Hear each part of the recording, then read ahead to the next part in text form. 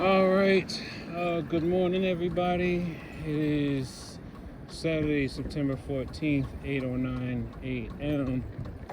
Um, Live from the Lower East Side of Manhattan, on my way back to the base. Man, let me tell you, I'm not a pessimistic person, or at least I strive not to be. But I do have a tendency to want to acknowledge the possibilities of things. It's not that I want them to happen, but it's just that I acknowledge that they can happen. You know, to not acknowledge that something can happen, I feel like is foolish. You don't want to dwell on it and try to attract whatever this thing is to you. You don't want to attract it. But at the same time, you want to at least acknowledge that it's possible. And then try to just be as aware and in the present as much as you can to see if you can avoid certain situations that could possibly synchronize for that event to actually occur.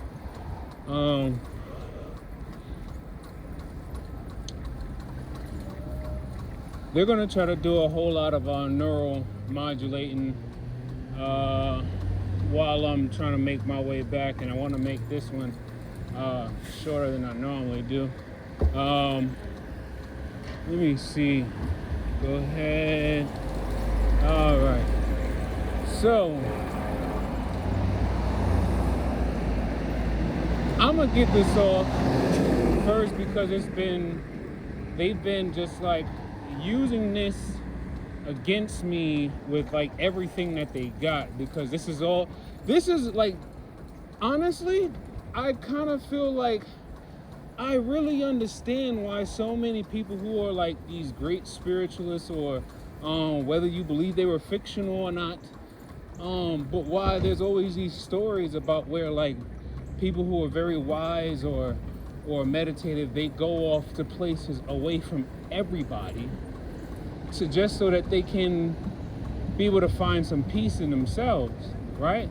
Or be able to tap into the energy of, the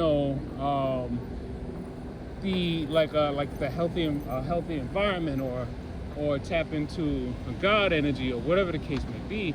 They always have to distance themselves from everybody else, and sometimes for a long period of time. What I'm learning is that, okay, let me see if I can fit through here. No, it looked like it's getting tight right there. I might have to just push right through that.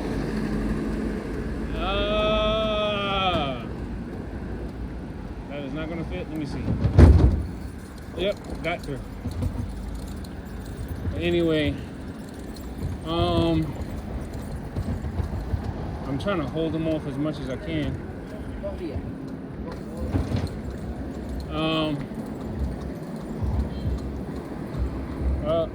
They're getting inside.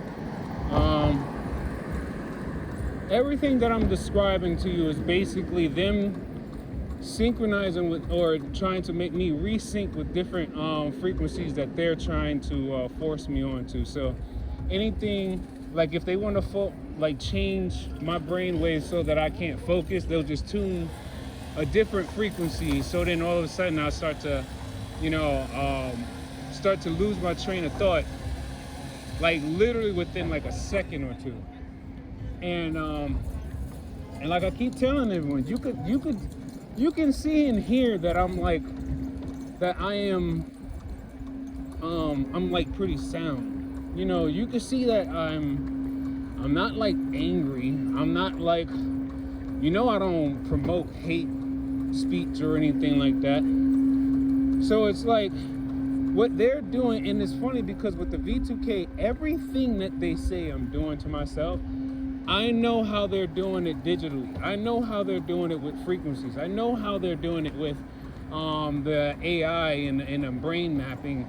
I know how they're doing it. Only problem is when I want to try to recall it, they basically have the modulation going so that it can really interfere or intercept my train of thought, you know? And woo. And I'm like really trying though. Like I do try. I do ground. I do take borax bath with the baking soda and sea salt. I you know, I'm trying a lot of different things. But one thing I still want to say to people, because chelated copper, definitely should use that, because I think mine just digested fully, and I definitely feel the proper flow of energy going through my body right now. I still feel them basically transmitting a lot of data into the through the main carrier wave that's going into the prefrontal cortex on the right hemisphere of the brain. But that, let me see. So, like I keep telling you, it's an exact spot in every single person's head. It's like, it comes at an angle like this. And it goes through the skull, and I think I mean, they probably adjust how deep they really want it to go, or something like that. I'm not sure. But,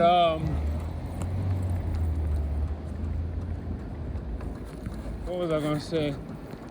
Yeah, so I know that if we want to really try to cause an interference, we gotta find a way to disrupt all the data transmission, and it's right here. It's palpable. You can literally feel the temperature difference between the data being transferred to and from your mind, or your body, your brain, your body area network.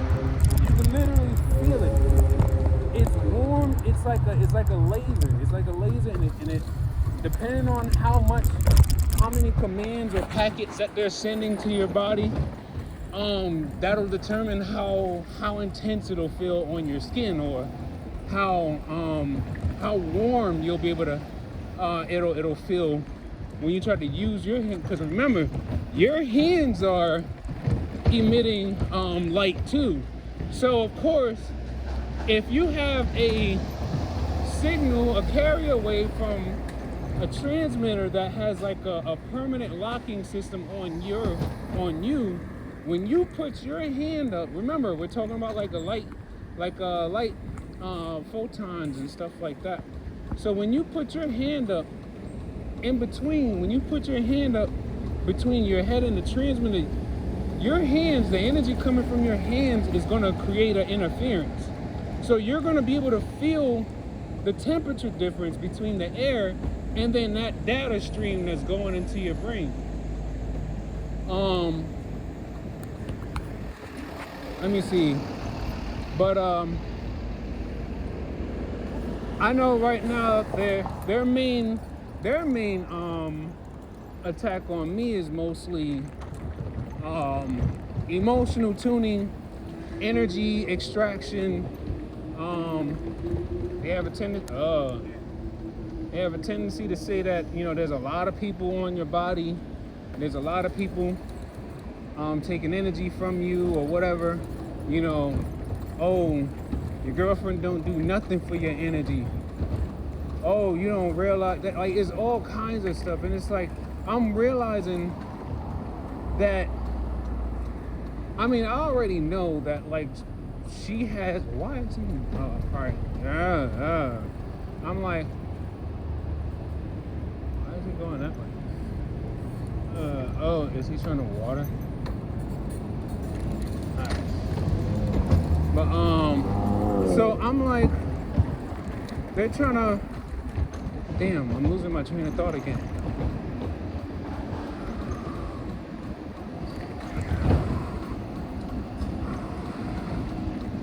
Damn, it's just so much pressure, so much energy.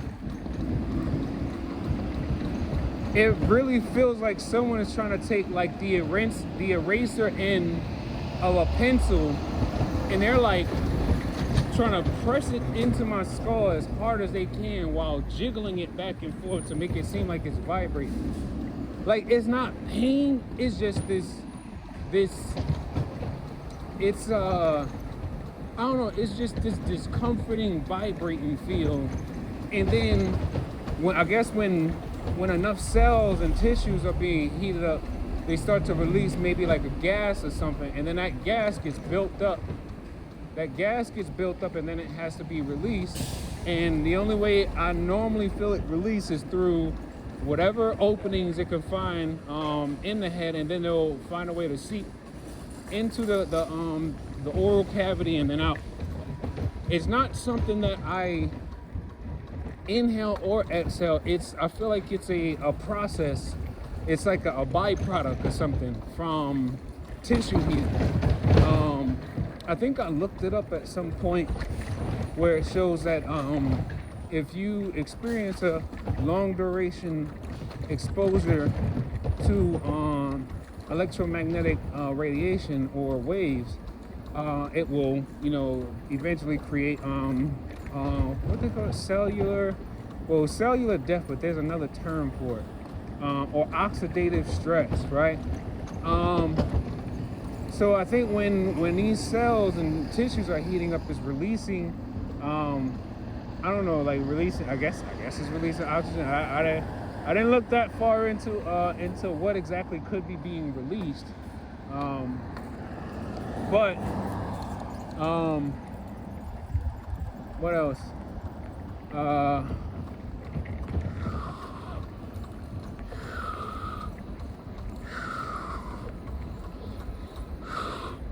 There's a lot of pressure on the right side of my head because they're trying to block up my ability to formulate sentences in a what's the word? A term I'm looking for. It's like in order to formulate a thing, and it's like that's what I'm talking about, because I know how intelligent I am. I know how to speak well. I know how to do many things, right? But then ever since they came into my life, all of a sudden something was not feeling, or something just wasn't right on the right side of my brain. Now they constantly kept saying, oh, he got a big ass tumor in his brain. Now mind you, I have done brain MRIs over the last 2 years. At least one was as recent as, I think it was either last year. So I'm like, if none of them found any tumors in my brain, I'm like, so a big ass tumor, we're talking like what kind of stage? Well, I guess the tumor could just be benign, right? So, but then I always remember what Sabrina Wallace said, is that this system, when the frequencies or the lasers or whatever, when they're synced with you and they're engaging or interacting with I guess is what she say? She said something about how the technology actually mimics a tumor, like it mimics a tumor as it's like interacting with the cells in the brain or something like that. I gotta maybe I'll try to do like a screen record and add it to another video. But let me see. Yeah, the main thing that they've been really focusing on is attacking my back, because they know it'll make it harder for me to work. And then the next thing would be is hold on. All right, so okay, so yeah, like all right here, like even it, of course it passes through the helmet, but here, and then it's penetrating through the skull. I could feel all the like, even right now as I have my hand closed like this, right in here, I could feel the warmth and the vibration of the frequency. And it's like one part of it is coming from the phone, but it connects up here. And then once it connects up here, it then is transmitting information into the brain that way. Let me see.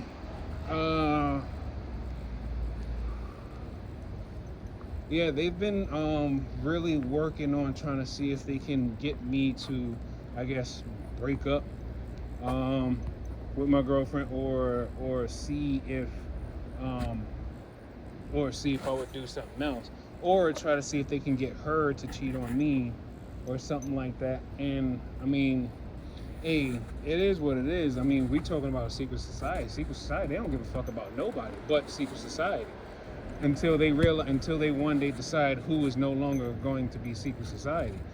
Um, and it's crazy because every day I'm walking around these streets and I'm realizing, yo, I need to get out of New York City. Like, I need to get out of any, like, all TIs basically just need to get away from all these smart cities. Like, and it's like, I don't want to consider it as running, but I mean, hell, we are living in Babylon, though. We are, though. We really are living in Babylon. And I mean, when you think about the totalitarian aspect of how this technology is basically trying to control every aspect of a person's life, especially when they're unaware of the fact that these frequencies are so invasive and nearly undetectable. They're not undetectable, they're nearly undetectable.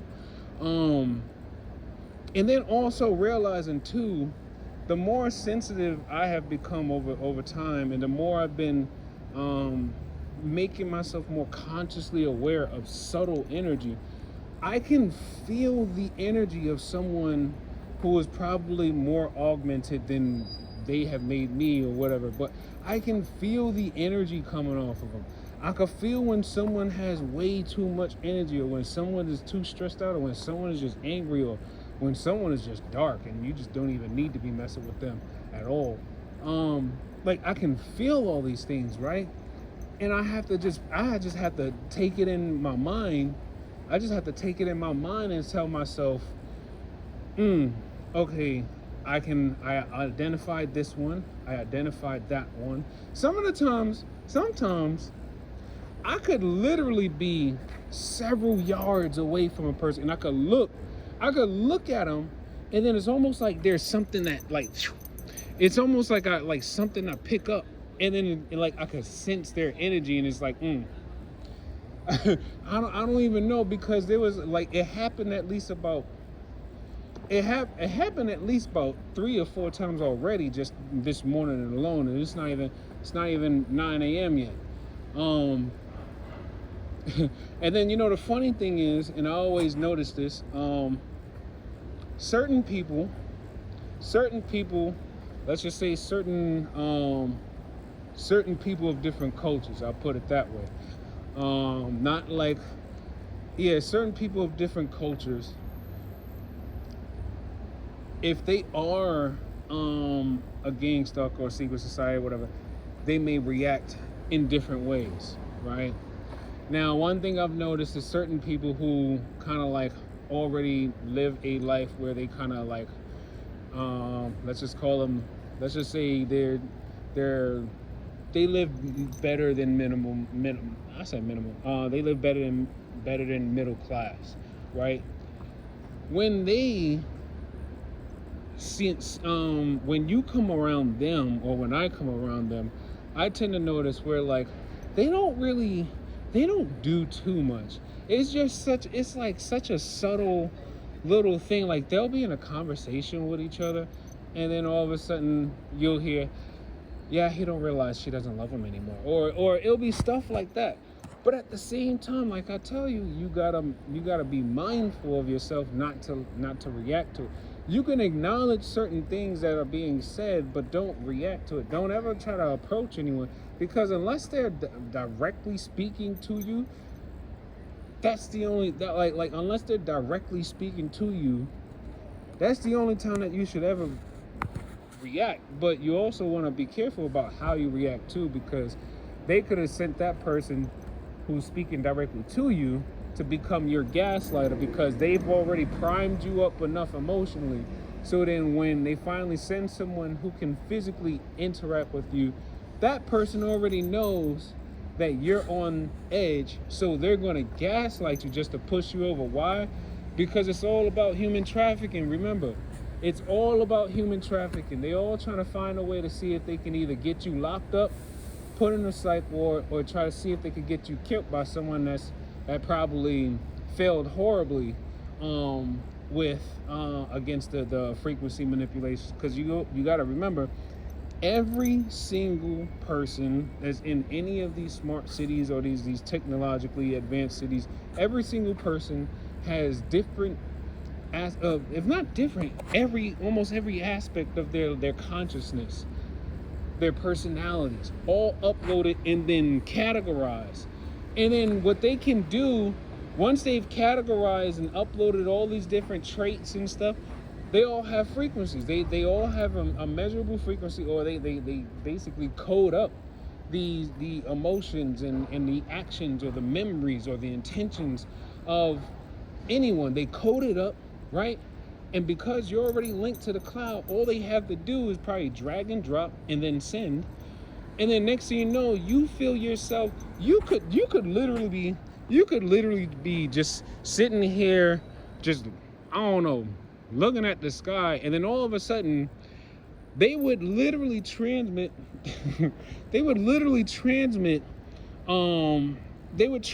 some data, or they'll transmit a trait directly to you that probably belongs to someone who should be in prison, or it probably is someone who's in prison, but because of course they experiment on prisoners while they're in prison, so they probably take traits from prisoners too. Because I've heard them say, Chris, you got a lot of crazy people watching your videos. You got crazy people watching you. And I'm thinking to myself, well, he's probably referring to this secret technology, because my YouTube views aren't going up that much.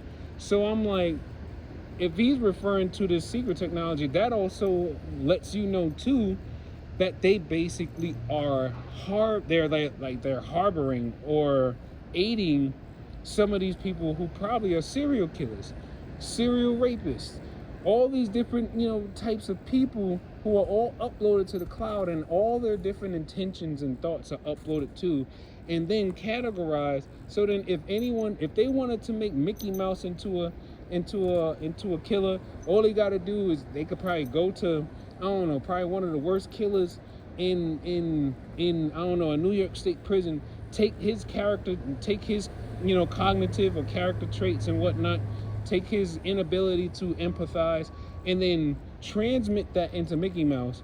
Next thing you know, Mickey Mouse, don't even know why, but all of a sudden Mickey Mouse has this urge to want to hurt someone, And then if Mickey Mouse isn't aware of how these frequencies are being transmitted, or how invasive and this technology was, Mickey Mouse couldn't even realize that someone is actually tuning him out of his normal energy flow, unless someone is actually like trained, or they've been making themselves aware of the importance of spirituality and discernment and things of that sort. Mickey Mouse is a goner. If Mickey Mouse don't have no kind of grounding in anything that's not of the world, and this is when I'm going to start talking about God. If you don't have God in your life, and I mean the heavenly Father God, like I'm talking about the God that created all things. I'm talking about the God that knows that there's serial killers out there, but God also know that there are, but God also created people who can probably who have moral values, but it'll still take a serial killer out too. Because you know what? God created everyone and everything, right? And any idea that most of these people probably get in their head came from maybe a fallen angel or something like that, or some type of spirit. And then you also got to remember, God made them spirits and them fallen angels too. So it's like, I'm realizing, like, we can't be so hard on ourselves because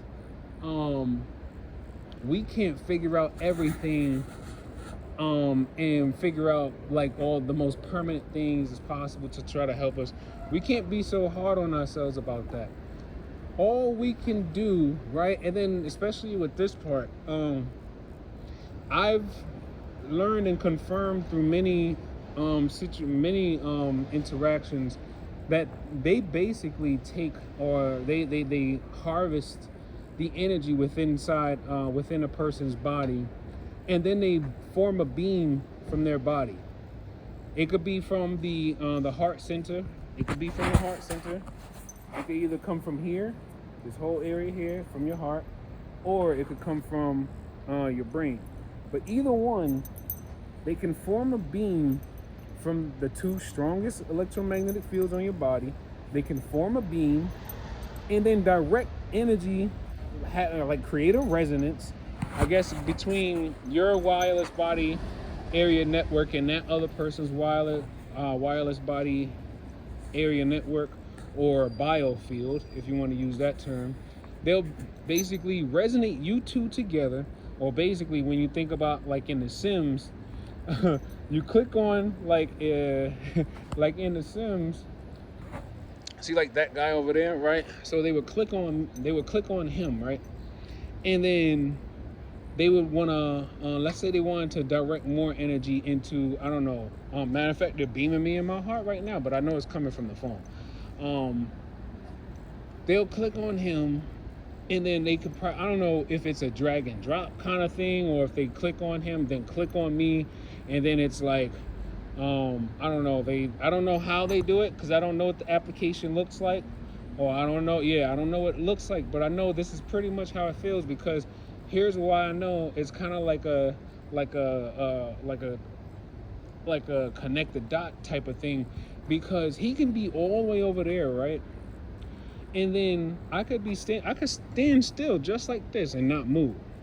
If I didn't have my phone on me, because, well, you know, I could still be able to find it. All I would have to do is basically pick my hand up like that. Wow, is he really connected to me? I just felt something like hit my palm as soon as I raised it up to him.